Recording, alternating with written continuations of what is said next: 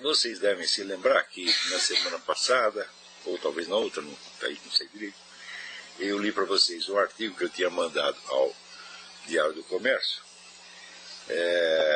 que terminava dizendo assim, que a Guerra Fria foi em grande parte um fingimento, uma armação, porque ali nenhum dos dois lados estava a fim de destruir o adversário. Quer dizer, o comunismo tinha por finalidade destruir aqui a democracia capitalista, mas o contrário, a recíproca não era verdadeira. A elite ocidental não queria destruir o comunismo, mas fundir capitalismo e comunismo, porque esse foi sempre, essa foi sempre a política da sociedade fabiana, que é, a influência mais poderosa sobre toda esta elite capitalista, entre aspas, ocidental. Mas que, tendo sido assim, a situação já não era mais a mesma. Então eu terminava dizendo o seguinte: a Guerra Fria foi em grande parte puro fingimento. A elite ocidental concorria com o comunismo sem nada fazer para destruí-lo. Ao contrário, ajudava-o substancialmente. Putin não é um concorrente, é o inimigo de verdade, cheio de rancor e sonhos de vingança. A verdadeira Guerra Fria só agora está começando e ela já veio quente. A concorrência entre capitalismo e socialismo foi um véu ideológico para o uso das multidões, mas a luta entre Oriente e Ocidente é para valer.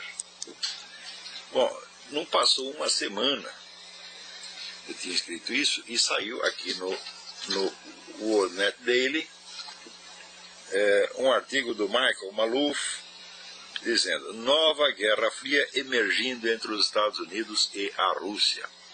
E aqui na campanha do Mitt Romney, ele e o Paul Ryan estão dizendo claramente que a política do Obama para com a Rússia, que o Obama chamado reset, é fazer um reset na relação com a Rússia, falhou completamente. A Rússia está desrespeitando todos os compromissos em matéria de direitos humanos e que só resta uma coisa: tem que engrossar, tem que pôr o peru na mesa e mandar o Putin parar com isso. Então, cada vez está ficando mais claro que a situação é exatamente essa. Você tem aí a Guerra Fria de novo, só que agora em circunstâncias bem piores. Porque você não pode esquecer que quando começa, a Guerra Fria começa quando termina a Segunda Guerra Mundial. Ora, quando começa isso, a Rússia, a União Soviética já estava endividada até o pescoço com os banqueiros americanos, que tinham construído todo o parque industrial do Stalin, e que ainda, no fim da guerra, deram um empréstimo especial para a Rússia. Quer dizer, empréstimo não foi doação, na verdade. E com as potências, com os aliados ocidentais, né, como a França, né, o plano Marshall previa o seguinte: os banqueiros americanos davam dinheiro, mas para a reconstrução daqueles países os caras precisavam comprar os materiais aqui, de maneira que o dinheiro ia ser devolvido de alguma maneira. E para a União Soviética eles deram muito mais dinheiro sem condição nenhuma, quer dizer, o dinheiro nunca foi devolvido. Tá certo? Então foi presente, foi coisa de pai para filho. Então, quer dizer, a hostilidade, entre aspas, entre o comunismo e o capitalismo era unilateral. Quer dizer, o comunismo fazia o possível para se expandir para o mundo inteiro e o capitalismo fazia o possível para manter o comunismo dentro dos territórios que ele já havia conquistado. Quer dizer, aquele negócio de... né, os esquerdistas fazem o possível para levar o mundo cada vez mais para a esquerda e os conservadores fazem o possível para conservá-lo exatamente aí. Então sempre foi assim. E ontem mesmo estava lendo num livro do Pierre de Vimarest, que é um dos caras mais informados do mundo, coitado, já morreu, uma conversa que houve em 1943 entre a Lydia Gromyko, que era a mulher do premier russo, e o David Rockefeller, em que ela dizia: olha, Cuba vai ser comunista daqui a pouco, nós já estamos tomando todas as providências para isso.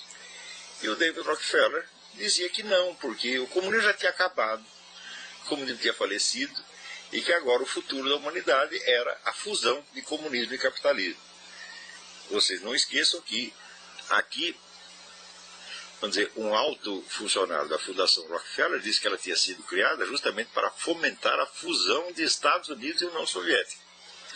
Então, quer dizer, um lado está querendo briga, mas o outro está querendo um casamento. Então, a Guerra Fria sempre foi assim.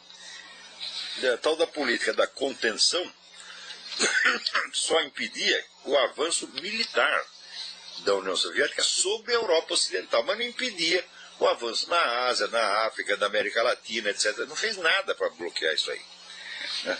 Sendo que no fim da Segunda Guerra, a Rússia estava com as pernas quebradas, e para acabar com o comunismo só bastava fazer uma só coisa: não dar dinheiro.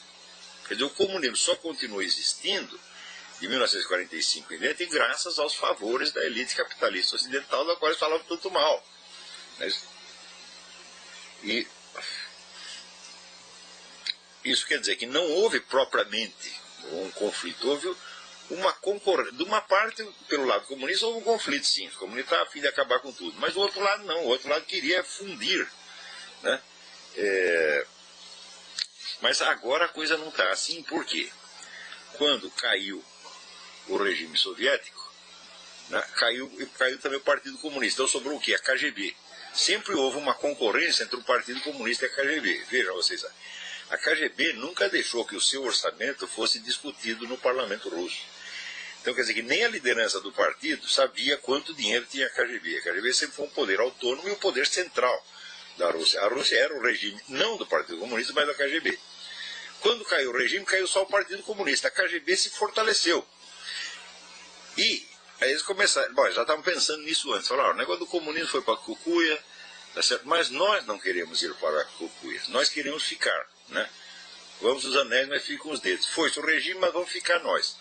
A KGB emergiu dali muito mais forte do que antes, tá certo? E investido num novo discurso ideológico que é o eurasianismo. Ora, entre o comunismo e o capitalismo, meu filho, você pode ainda fazer um arranjo, né? Aliás, praticamente toda a economia ocidental é um arranjo entre capitalismo e comunismo, né? O regime que nos governa é o socialismo fabiano, que é aquele socialismo meia-bomba, né? Aquilo que os fascistas realizavam em escala nacional, esse pessoal realiza em escala global. Quer dizer, você reparte o poder entre o governo e meia dúzia de grandes grupos econômicos e pronto, aí vira o clube do bolinha, ninguém mais entra, né? Então, este é o regime que nos governa. Este e não o capitalismo liberal, né? E acontece então que a própria existência do fabianismo mostra que um diálogo, uma fusão entre socialismo e capitalismo é possível. Mas uma fusão entre Oriente e Ocidente não é possível. O eurasianismo é inimigo radical de todo o Ocidente e quer destruir tudo mesmo. Se vocês acompanharam o meu debate com o professor Dugin, que aliás já está à venda pela Vida Editorial, está à venda também no próprio Seminário de Filosofia, e está sendo distribuído aí na Livraria Cultura e várias outras livrarias, vocês vão ver que os caras não estão afim de brincadeira e nem de diálogo, eles querem destruir mesmo.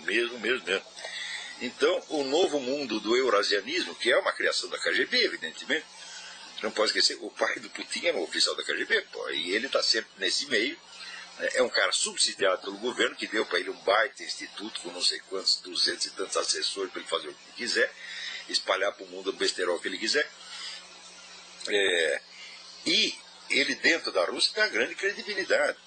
Quando começou o debate meu com o Dugin, logo apareceram os luminários, os especialistas, mas já está cheio de especialistas. O especialista no Brasil é um cara que leu uma notícia ontem na Folha de São Paulo, né? E com isso ele se torna um PhD, né?